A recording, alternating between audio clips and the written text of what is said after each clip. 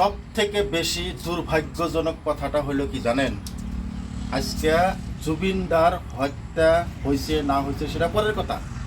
সরকার বা এসআইটি বা সিআইডি বিভিন্ন ব্যবস্থা গ্রহণ করতেছে হত্যা করা হয়েছে কি না হয়েছে, কিন্তু এরই মধ্যে একজন অসমীয়া মহিলায় জুবিনদার হত্যাকারীদের যাদেরকে আটক করা হয়েছে তাদেরকে মুক্তির দাবি করছে। এটা আসামের সবচেয়ে থেকে বড় দুর্ভাগ্যজনক এই বিষয়টা, যে বর্তমানে শিখা শর্মা বাইরেছে যে তাদের মুক্তি দেওয়া লাগে। শ্যামকানু মহন্ত, সিদ্ধার্থ শর্মা, শেখর জ্যোতি গোস্বামী আর আরেকজন আছে অমৃতপ্রভা মহন্ত, এদেরকে মুক্তি দেওয়া লাগে তাই বলে দাবি করছে। কালকের দিনে যে আরও শিখা শর্মা বাইরব, পরবর্তী দিনে যে আরও শিখা শর্মা বাইরব, তার তো কোনো মানে নাই।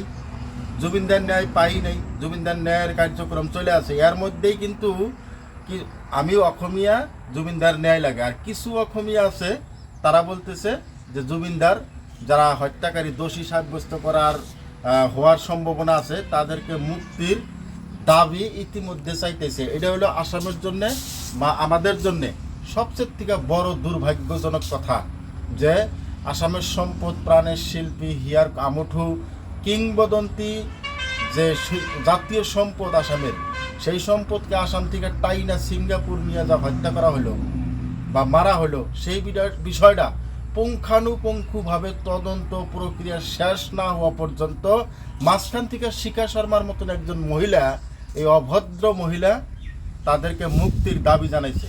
আজকে শিখা শর্মা জানাইছে, কালকে আরও শিখা শর্মা কিন্তু বাইরে হবো। এটা কিন্তু একদম 100% খাটাং থাকেন আপনারা। পরবর্তী দিনে এই আসামের আমাদের অসমীয়ার মাধ্যম থেকেই আরও বহুত মানুষ বাইরে হবো, যে শেখর জ্যোতি গোস্বামী, সিদ্ধার্থ শর্মা, শ্যামকানু মহন্ত, সন্দীপন গার্গ, এদেরকে মুক্তি দেওয়া লাগে। এটা মনে রাখেন। আজকের দিনে আমরা ন্যায় দাবি করতেছি, আমরা ন্যায় পাওয়া লাগে, #জাস্টিস ফর জুবিন গার্বিলা লিখতেছি বা বিভিন্ন প্রকারে বিভিন্ন জনে প্রতিবাদ সাব্যস্ত করতেছি যে জুবিনদার ন্যায় লাগে। কিন্তু এরই মাঝখান থেকে দেখেন এই শিখা শর্মার মতন মহিলা, সে কিন্তু আজকে ফেসবুকে ওপেনলি মুকুলিভাবে কিন্তু পোস্ট করছে যে সিদ্ধার্থ শর্মা, শেখর জ্যোতি গোস্বামী, শ্যামকানু মহন্ত, সন্দীপন গার্গ, এদেরকে মুক্তি দেওয়া লাগে। এর দেন কত বড় দুর্ভাগ্যজনক কথা আসামের জন্য, আমাদের জন্য, আপনাদের জন্য। তো বিষয়টা গভীরভাবে নেওয়া আমার মনে হয় এই বিষয়টা খুব গভীরভাবে নেওয়া খুবই প্রয়োজন বর্তমান সময়ের জন্য। ধন্যবাদ।